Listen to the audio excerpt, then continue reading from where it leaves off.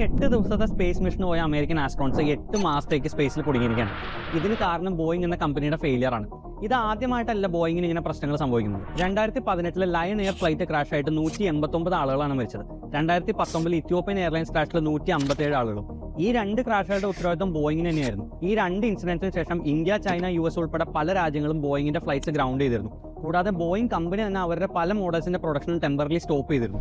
ഈ പ്രശ്നങ്ങളുടെ ഇടയിൽ ബോയിങ്ങിലെ എംപ്ലോയീസ് തന്നെ അവരുടെ മാനുഫാക്ചറിംഗിലെയും സേഫ്റ്റിയിലും പ്രോബ്ലംസ് വെളിപ്പെടുത്താൻ തുടങ്ങി. ഇങ്ങനെ വിസിൽ ബ്ലോ ചെയ്ത 2 ആളുകൾ ദുരൂഹ സാഹചര്യത്തിൽ മരിക്കുകയും ചെയ്തു.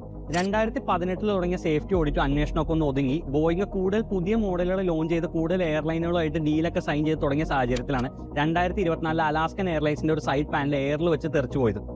ഈ ഇൻസിഡന്റിനെ പറ്റിയുള്ള അന്വേഷണത്തിൽ കണ്ടെത്തിയത് ഫാക്ടറിയിൽ നിന്ന് വന്നപ്പോൾ തന്നെ 4 ബോൾട്ട് ഇതിൽ മിസ്സിംഗ് ആയിരുന്നു എന്നാണ്. ഒരു കാലത്ത് ടെക്നോളജിയിലും ക്വാളിറ്റിയിലും നമ്പർ 1 ആയിരുന്നു ബോയിങ്. കോർപ്പറേറ്റ് ഗ്രീഡും അറഗൻസും കാരണം ഒരു കമ്പനി എങ്ങനെ തകരാമെന്നതിന്റെ ക്ലാസിക് എക്സാമ്പിൾ ആണ് ബോയിങ്.